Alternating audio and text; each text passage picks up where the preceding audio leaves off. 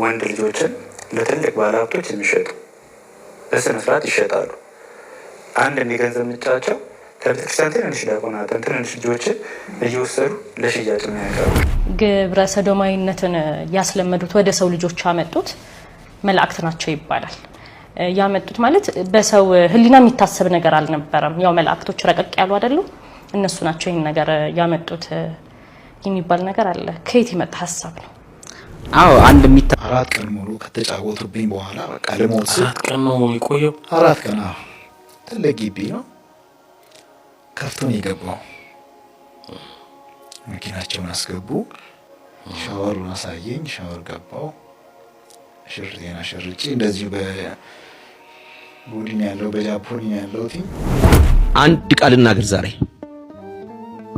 አባት ነህ፣ ልጅህን የምትጠብቅ እናት ነሽ፣ ልጅሽን ጠብቂ። ወንዱ ሴት ይሆናል፣ ሴቱ ወንድ ይሆናል። ግራ ገባኝ። እንደዚህ ስፈትሻቸው ጌዮች ናቸው።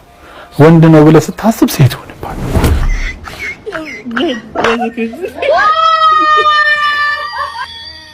ሰላም ጤና ይስጥልኝ። የተከበራችሁና የተወደዳችሁ የአዳም ቲዩብ ቤተሰቦች እንደተለመደው ፕሮግራማችንን ዛሬ እንጀምራለን። በቅድሚያ ግን ላይክ እና ሼር ሰብስክራይብ ማድረጋችሁ እንዳትረሱ። ውድ ቤተሰቦች እስከዛሬ በነበረው ፕሮግራም አብራችሁኝ ስለቆያችሁ እጅግ በጣም እያመሰገንኩ ወደ ዋናው አጀንዳ ገባለሁ። ሁላችሁም እንዳትረሷት። Hello. Hi, how are you? I'm good. How's you? Good. Oh my You God. from where? I'm from Barara, Western. Western. I am Reggie's wife. Oh, Yeah. Nice to meet you. nice to meet you too. I welcome you on 7th August in Kororo. My husband can perform all the songs. You are invited, okay? Yeah. Wow. ወንድ ልጆችን ለትልቅ ባለሀብቶች የሚሸጡ በስነ ስርዓት ይሸጣሉ። አንድ የገንዘብ ምንጫቸው ከቤተክርስቲያን ትንንሽ ዲያቆናትን ትንንሽ ልጆችን እየወሰዱ ለሽያጭ የሚያቀርቡ ክርና መርፌ ለመሆን ክፍል ውስጥ ሲገቡ ነው የምንይዛቸው አይደለ? ክፍል ውስጥ ሲገቡ ምንድን የታሰርነውን የማይበት አንግል ያው ምናልባት የነ ጳውሎስን ክብር ሳይገባን እንድናይ እግዚአብሔር ፈቅዶልን አይደለም። አንድ ተራ አገልጋይ ይቅርና ጳጳሱና እናንተ ወይም ጳጳሱና እኛ በቤተክርስቲያን ጉዳይ እኩል ነው ለመግለጽ በጣም ይከፋል። ሰዎቹ ከክፋታቸው አንጻር ቤተክርስቲያን ውስጡ እንድትና ከመፈለጋቸው አንጻር ልጆቹን ሲያለማምዷቸው ቅድስተ ቅዱሳን ውስጥ ህፃናት ዲያቆናት አሉ። እዛ ውስጥ ሁሉ ይህን ጉዳይ እንቅስቃሴ እየቀደሰ በቴክስት እንደዚህ አይነት ጉዳይ ያወራል። ከቅዳሴ ሲወጣ እንገናኝ ብሎ ይቀጣጠራል። ከቅዳሴ ከመግባቱ በፊት ይህን ጉዳይ ፈጽሞ ለመግባት የሚሞክር ሰው አለ። በየደብሩ ላይ አንገቱን እያስክ ማውጣት አንገቱ እነዛን ሰዎች ስትነኳቸው ያስደነገጠኝ ቼናቸው ሃይማኖት አይገድባቸውም። ከሙስሊሞቹ ጋር ይገናኛሉ፣ ከፕሮቴስታንቱ ጋር ምንም ሃይማኖት እንደማይገድባቸው። ያው የእነሱ እንቅስቃሴ በጣም ሰፊና እንትን ነው። በጣም በሚደንቅ ሁኔታ ከ5 በላይ አፕሊኬሽኖች አሏቸው። አንድ ሙሉ አብነት ትምህርት ቤት አንድ ከውጭ የመጣ ፈረንጅ የአብነት አስተማሪ በዚህ ግብር ይገናኘውና አስተማሪ ደግሞ ተማሪዎቹ በሙሉ በኩሉ አብነት ትምህርት ቤት ሰጥቶ ጥንቅቅ ያለ የሞዴሊንግ አይነት ስራ ልብስ በልብስ ተከኑ ደረጃ ወጣ ያለ ልብስ ራሱ ነው የሚያሰሩት። ክህነትም ሳይኖራቸው ድቁናውንም ሳይዙ ሰዓት እዚህ ጋር ይጭናሉ። ይሄ ግብዳ ሰዓት የሚያብረቀርቅ ሸሚዝ ነው የሚለብሱት በብዛት ደግሞ አረለጠ ናቃቸው መለየት ነው ያለ የሚያብረቀርቅ ሸሚዝ የሚለብሱ ናቸው። የአዲስ አበባን ሀገረ ስብከትና ራሳቸው ብፁዕ አቡነ ሕርያቆስን ምላሽ እንፈልጋለን። ቢሮክራሲ እንዳታሳዩ። ይሄ ቤተክርስቲያን ህልውና ስለሆነ ቢሮክራሲ አንፈልግም። ከነዚህ ወጣት ጋር መነጋገር አለባችሁ። የአዲስ አበባ ሀገረ ስብከት ስራ አስኪያጅ በጣም የራቀ ነገር ነው። ክርና መርፌ ለመሆን ክፍል ውስጥ ሲገቡ ነው የምንይዛቸው አይደለ? ክፍል ውስጥ ሲገቡ ሰንበት ቤቶችም ነቃ ብለው ነገሮችን እንዲያዩ ስለፈለኩ ነው።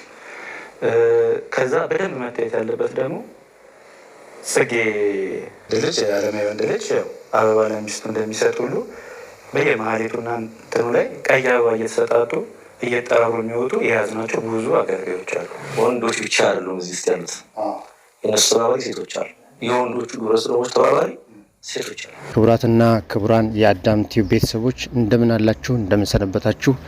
እኔ በጣም ደህና ነኝ፣ እግዚአብሔር ይመስገን። በዛሬው መርሃ ግብራችን የምንመለከተው ከሰሞኑ ብቻም ሳይሆን ከጥንት ጀምሮ እጅግ በጣም አሳሳቢ የሆነው ዓለማችንን በእሳት ያነደደው የግብረ ሰዶማዊ ጉዳይ አሁን እጅግ በጣም በሀገራችን በኢትዮጵያ እየተቀጣጠለ መጥቶ አስቸጋሪ ደረጃ ላይ የደረሰ ከመሆኑ የተነሳ በዚህ ጉዳይ ሰፋ አድርገን እንነጋገራለን።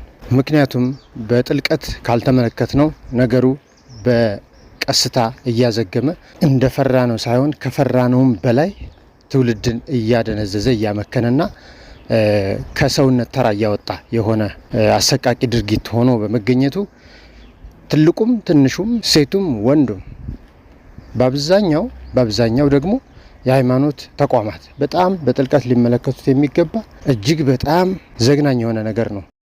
4 ቀን ሙሉ ከተጫወቱብኝ በኋላ በቃ ልሞት። 4 ቀን ነው የቆየው። 4 ቀን ትልቅ ግቢ ነው።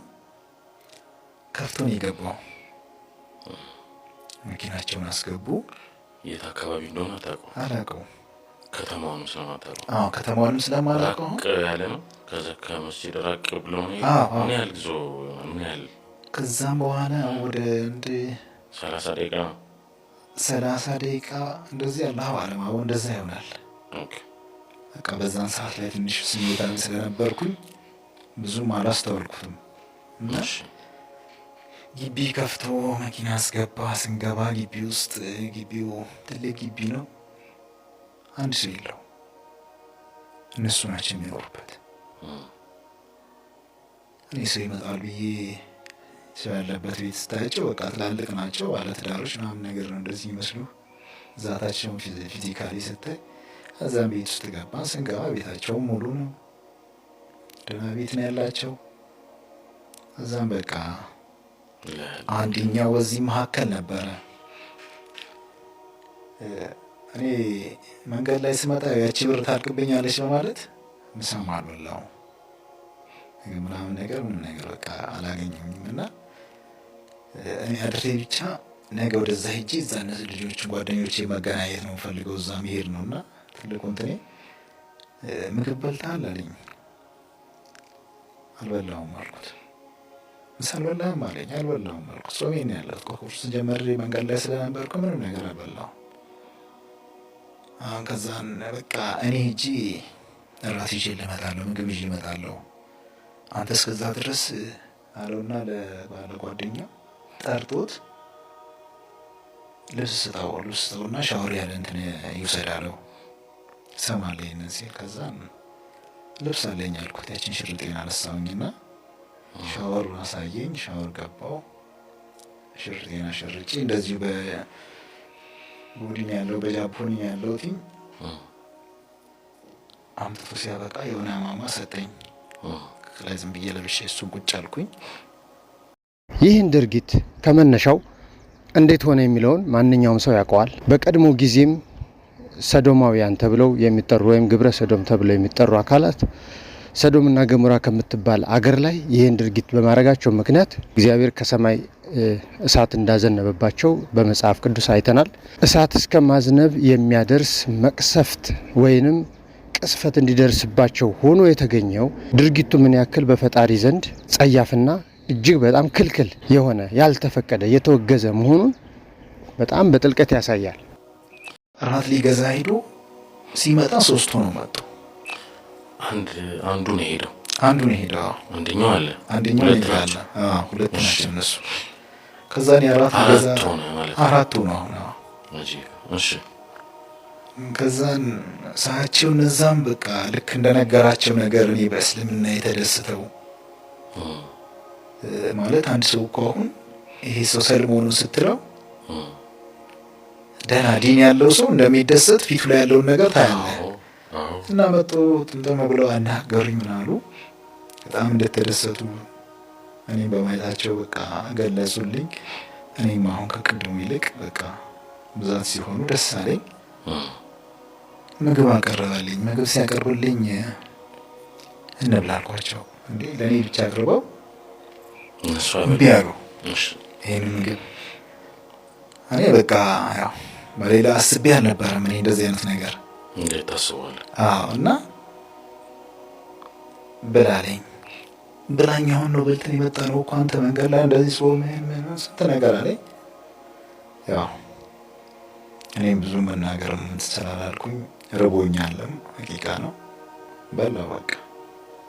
ግን እየበላሁኝ እያለ ያንን ምግብ መጨረሴን አላውቀውም። በቃ ትልቁ ችግር እንትን ያለኝ ምግቡን እየበላሁ ምግቡን መጨረሴን አላውቅም። በልተህ እኮ ጠግበህ ተነስተህ ታጥበህ ምናምን ተመልሰህ ቁጭ ብለህ እንደዚህ አለ ስንት ነገር አለ። እኔ ግን እየበላሁ እያለ ከዛም በኋላ ራሴን አላውቅም። ከዛን ሌሊቱን ሙሉ በቃ የሆነ እንደ ቅዠት ነገር እንደ ህልም ይመስለኛል። የሆነ ሰመመንም ነገር በቃ ምን እንደሆነ አላውቅም፣ ግን አውቃለሁኝ 4 ሆኖ ነው በቃ እንትን የተጫወቱብኝ። ሌሊቱን ሙሉ አልደረኩም። ከመገቡ በኋላ ይታወቃል። በቃ አውቃለሁኝ የሆነ እንደ ህልም ነገር ይታወቀኛል። በቃ ሳቃቸው፣ ጫጫታቸው ምናምን የሆነ ነገራቸው በቃ ጭንቅላቴ አለ እስከ ዛሬ ድረስ 12 ዓመት ማለት ለ4 ነው።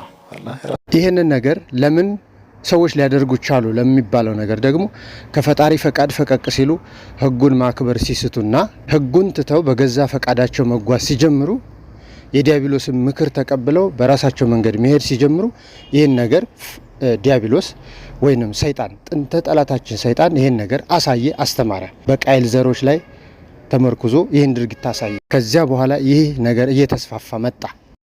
ራቶ ነው በቃ። ከዛስ እንዴት እንታልክ?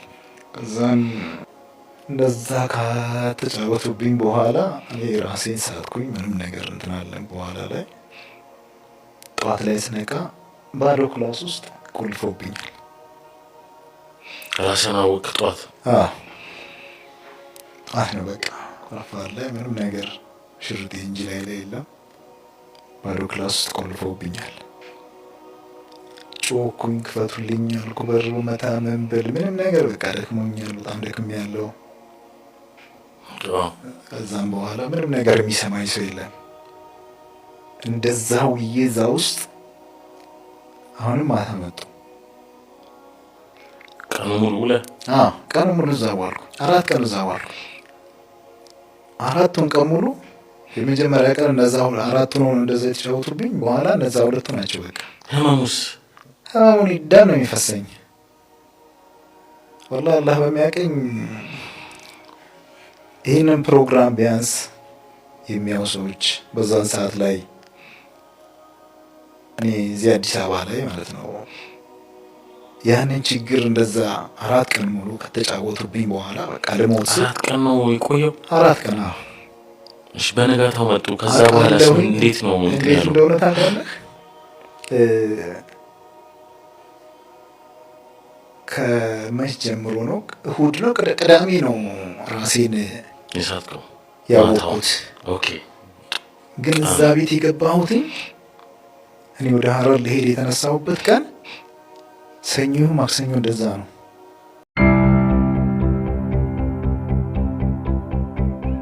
እና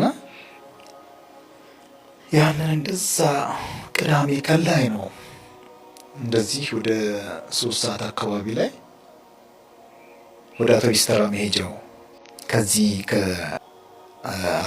ከ7ኛ አካባቢ ላይ እንደዚህ ወደ ላይ ስትወጣ ድልድዩ አለ አይደለ? ወደ አቶ ቢስተራ ወደዛ ሲሄድ እንትን መሄጃ መንገድ ላይ 3 ሰዓት አካባቢ እዛ ሰው ከቦኛል።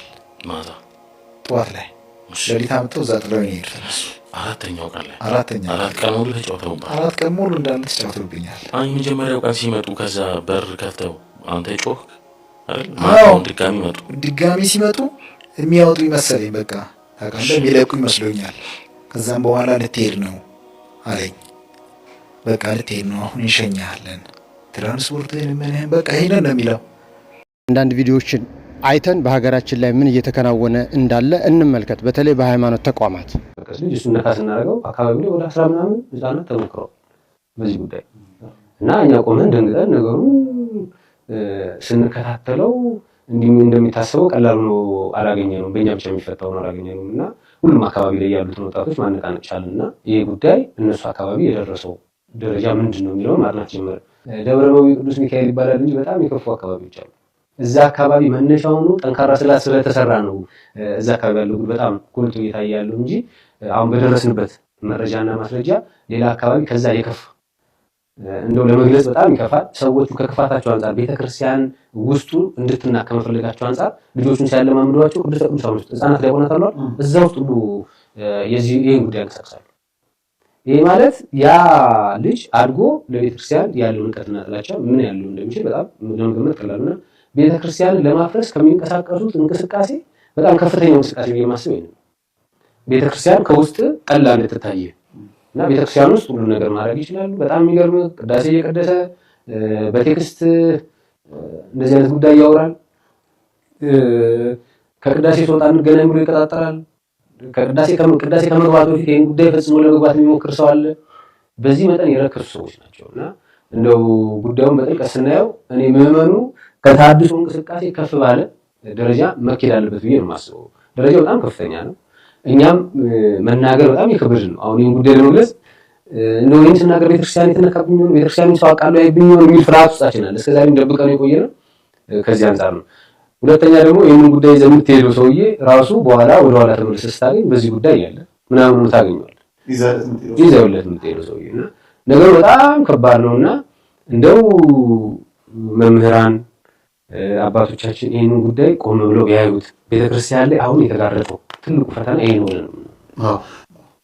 ውድ ቤተሰቦች እንግዲህ እንደተመለከታችሁትና እንዳደመጣችሁት ይህንን ተግባር አስቸጋሪ ነው፣ መጥፎ ነው ብላ ማውገዝ የሚገባት ቤተክርስቲያን ሆና ሳለ እሷን ደግሞ ለማጥቃት ቤተክርስቲያንን ለማጥቃት ሆነ ብለው በሚሽነሪዎች ወይም ተልኮ ድብቅ ተልኮና ቤተክርስቲያንን ለማፍረስ የሚፈልጉ የውጭ አካላት የነጮች ሴራ በድብቅ ሀገር ውስጥ ገብቶ ይህን ነገር በሚያስፈጽሙላቸው እና ምቹ ሆነው በተገኙ ገንዘብ ወዳድ ሰዎች ይህን ዓለም አጥብቀው የሚወዱና የሚያፈቅሩ ሰዎች ለዚህ ነገር እንዲጠመዱ ከመሆኑ የተነሳ የሃይማኖት ተቋም ውስጥ ገብተው አገልጋዮችን የመበከል ሂደት እየተከናወነ ይታያል። ይህ እየተከናወነ ያለው ነገር ደግሞ ከሊቅ እስከ ደቂቅ ነው የሚባል ሀሜት አለ። እሱ ወደፊት ይወጣል። ወደ ላይ የተመለስኩ ብዙ ነገር እያሰብኩና የመጀመሪያ ስሜት ያሳስበውና አሁን ያለበት ስሜት በጣም አንደኛም እያለቀስ ነበር እናሳልፍ። አንድ ሙሉ አብነት ትምህርት ቤት አንድ ከውጭ በመጣ ፈረንጅ የአብነት አስተማሪውን በዚህ ግብር ይገናኘውና ያ አስተማሪ ደግሞ ተማሪዎቹ በሙሉ በኩል አብነት ትምህርት ቤት ሰጥተው እስር የሰደደ ነው። ከውጭ ጀምሮ ኮንታክት ያለው በሌት የሚንቀሳቀስ ነው። አሁን እዚህ ያሉ ቤተክርስቲያን ውስጥ አንዱ የምንላቸው ሰዎች ወርዳር ነው የገቡት። መጀመሪያ ተጠቅተው ነው አሁን ሊገረዘው ይገባል የሚሰው ማንም ወዶ የሚገባ የለም። እዚህ አጸያፍ ውስጥ ግን ድቁና ተናል በሚሰብ ይገናኛቸዋል። የሆነ ከፍታ ለማግኘት ሲፈልጉ ይህን ውስጥ ቀራረቡ እንዳይወረቧቸዋል። በተለያየ ምክንያት አንዳንዶቹ ውስጥ ስቅ ብሎ እያለቀሱ የሚያዋሩ ነው አሉ። ግብናቸው ተሸፍሯል። እሱ መሳይ ወጥቷል። ማንም ያልቀጥል ከተለወጡ በኋላ እዚህ ቤተክርስቲያን ከባድ ተፈራጭ የሚለው ለዚህ ነው። የሀገሩ ችግር ብቻ አይደለም፣ ከውጭ ነው እየተሰራ ያለው። ቤተክርስቲያናቸው እዛ ስትቃወም ታወቀው ስለሆነ እዚህ ቤተክርስቲያን በእምነት መንገድ ሳስራ ልክ እንደ ካቶሊክ በመስሎ ውጭ እንዳሉት ማለት ልደግፍ ለማድረግ ወደፊት ጠሉ አማራዎቹን መቆጣጠር አለብን። ታሸሰሩስ ከምን እንዳሉት እነሱ ላይ ከተረሳ ከፈረሙ አልቅ ያለ ማድረግ ነው እየሰሩ ያሉት። እዚህ አሁን እንዴት አድርገን መስራት እንዳለብን አላውቅም። ስሜት ይነካል። አገልጋዮች ጋር ወሬው ስጠይቅ እኔና እሱ ስንጠይቅ አንዴ ስንሰማ ወሬው ሰው የቆየ ይሏል።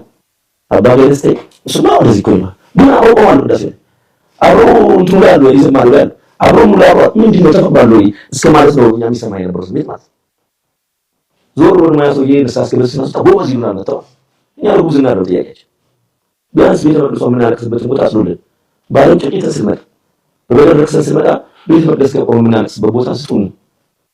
ይንጻል እነሱ ቦታ ይሄን እኛ ጥያቄ ልጆቻችንን ላክ ወደ ቤተ መቅደሱ እንደዚህ ልጆች እያሉ ሊታገሉ ላክ እያሉ ይፈራል። ልጆች የሚማሩበት የሚያርጉበት እንግዲህ አሁን ፍልሰታ መታለች። የልጆች ነገር አንግዙ ላይ ማለት ነው። ለጠራውን አርጉ ቢወጣልኝ አሁን ስልክ እንሰማው ስልክ ተታማለ ቴክስቶች ማለት ይችላል። የዘጠኝ አስራ አምስት ልጆች በዚህ ጉዳይ ውስጥ እየከተታችሁ ከተለያዩ ክፍለ ሀገራት አሁን ከወጣ በኋላ እግዚአብሔር ምክንያት አለው። ለዚህ ነው የማይደወል ስልክ የለም። እኛ ጋር እንደዚህ ተደርጓል፣ እኛ ጋር እንደዚህ ነው ጠቆመን ነበር እምቢ አሉ። እንዲህ በቃ ዝም ታበስተዋል። ያው አገልጋዩ ከታሰር ከወጣ በኋላ ይቅርብኝ የማይሄድ በቃ ብሬጣ ተው ይሉኛል። አገልጋዩ ነው ጀግኖች ደግሞ አሉ። አንበሳ ይላል። ይሄ ነው ሃይማኖት መሆን ያለበት። እኔ አሁን ቆሜ የማወራው ስላመንኩበት የመጣው ስላመንኩበት እንጂ እየሰማን ዝም ስትል ነገር ቤት ይመጣል። በቤት ኤችአይቪ ከ10 አንድ ምናምን ይባላል ነበር፣ ከ10 አንድ ምናምን ይባል ነበር። አሁን ይሄ ነገር ብዛት አይደርስ እንርጨው፣ ባጭሩ እንርጨው እና አስተምረው። ትውልዱ ሰዓት ነው እዚህ ውስጥ እየገባ ያለው። በመጠጥ ግፋቱ ሊሆን ይችላል፣ በተለያየ ነገር ተስተማርቶ ይሆናል እዚህ ውስጥ እየተዘፈቀ ነውና አይናችሁን ገልጻችሁ በተለይ ሰንበት ትምህርት ቤት አመራሮች፣ የአብነት ትምህርት ቤት ያላችሁ የበላይ ጠባቂዎች፣ የቤተክርስቲያን አባቶች ልጆቻችሁን በደንብ ምሩ። ግድ የላችሁም አበል አምጡ ይሄን አምጡ ከማለት ይልቅ እነዚህ ልጆች ለውጡ። ሰው ካጣችሁ በኋላ ነገ ብታለቅሱ የሚሰማችሁ አካል አይኖር። ስለዚህ ይሄን ቢታሰብበት ባይ። እንግዲህ ከሊቅ እስከ ደቂቅ ስንል ከህፃናት ጀምሮ እነሱ ተጠቂዎች ሲሆኑ ከአዋቂዎች ደግሞ በገንዘብ ፍለጋ ወይም ገንዘብን ለማግኘት በሚያደርጉት የራሳቸው ጥረት ነው ማለት ነው። አንዳንዶቹም እንደሚነገረው ከሆነ ቀድሞ በዚሁ ችግር በግፍ የተጠቁ ሆነው ይህንን ህይወት ግን በሰይጣናዊ መንገድ እያራመዱ የሚገኙ ናቸው ይባላል። ታዲያ ይህንን ስንመለከተው ትውልዱን ከፈጣሪ መንገድ ማውጣትና በሰይጣናዊ መንገድ መምራት፣ የሰይጣንን ዓላማ ማስፈጸም፣ ይህችን ዓለም እስከ መጨረሻው ድረስ ለእግዚአብሔር የሚገዛ ትውልድን አጥፍተው ለሰይጣን የሚገዛና የሚሰግድ ትውልድ ማፍራት ነው። አንድ ቃል እናገር ዛሬ። አባት ነህ ልጅህን ጠብቅ፣ እናት ነሽ ልጅሽን ጠብቂ። የሰንበት ትምህርት ቤት አመራሮች ናችሁ፣ የሚላኩላችሁ ልጆች በደንብ ጠብቁ። የአብነት ትምህርት ቤት አመራር ናችሁ፣ የሚመጡትን የሚማሩለትን ልጆችን በደንብ ተከታትላችሁ ወደ ነበሩበት ቦታ በሰላም መልሱ። ሁላችንም በህብረት የምንሰበሰብ ሰዎች የምንወጣበትና የምንገባበትን ነገር በደንብ ልናስብና ልንገነዘብ ይገባናል። ልጆቻችንን አይናችንን ከፍተን እንጠብቅ። የነገዋ ቤተክርስቲያን የሚያሳስበን ከሆነ የነገው ትውልድ የሚጨንቀን ከሆነ ዛሬ በንቃት ልጆቻችን ላይ ልንሰራ ይገባል። ካለፈና ካገደመ በኋላ ማልቀሱ አይጠቅመን። ትውልድን ለማሻገር ቤተክርስቲያን ለመጠበቅ ዛሬ አይንን ክፈት። 4 ነጥብ። ከዚህ በዘለለ የምነግርህ እውነት የሆነ ታሪክ የለም። ልጆቻችንን ሰደድ እሳት እየበላብን ትውልድን ጠብቅ። አሁን በዚህ አጋጣሚ በጣም በጥንቃቄ ማሰብ ያለባቸው የወላጆች ኃላፊነትና የወላጆች ጥንቃቄ እዚህ ጋር በጣም ትልቅ ሚና ይኖረዋል። ምክንያቱም ህፃናት ምንም ነገር ቢያሳዩቸው ምንም ነገር ቢያደርጓቸው የሚያውቁት ነገር የላቸውም። ስለዚህ ወላጅ አስቀድሞ መምከር አለበት። ህፃናት ምን አይነት ቦታ ላይ ሲነኩ ችግር ሊኖር እንደሚችልና በፍጹም ይሄን ነገር ሲነኩ ዝም እንዳይሉ እንዲጮሁ ወይም የሆነ ሪያክት እንዲያደርጉ የሆነ ምልክት እንዲያሳዩ የእምቢተኝነት ምልክት እንዲያሳዩ መምከር ያስፈልጋል አስቀድሞ። እንግዲህ በአብዛኛው እንደታየው ከሆነ በዚህ ግፍ የተጠቁ ሰዎች ወደ ኖርማል ወደ ጤነኛማ ህይወታቸው የመመለስ እድላቸው በጣም ከባድ ነው ይባላል። ምክንያቱም በዚህ ችግር ከተጠቁ በኋላ የሰይጣኑ መንፈስ በውስጣቸው ስለሚገባና ስለሚያድር በቃ ሌላ ህይወት የመመስረት እድላቸው በጣም የመነመነ ነው ተብሎ ይገመታል። ምክንያቱም የአጋንንት ትግል በስጋ ሳይሆን በመንፈስ ስለሆነ ውስጣቸውን መንፈሳዊ ውስጣቸውን ያዳክማል፣ ለነሱ የተገዙ ያስደርጋል። ስሜቱ ከማንም በላይ የተለየና መልካም እንደሆነ አድርጎ እንዲያስቡ ያደርጋቸዋል። ስለዚህ ከወዲሁ ከተለያዩ ጥቃቶች ራስን መጠበቅ፣ አንዳንድ ቦታዎችን ደግሞ የሚጠረጠሩ ቦታዎችን መርጦ መጠንቀቅ፣ በዛ አካባቢ ላለመገኘትም መሞከር አንዱ የመከላከል ዘዴ ነው ብዬ ገምታለሁ።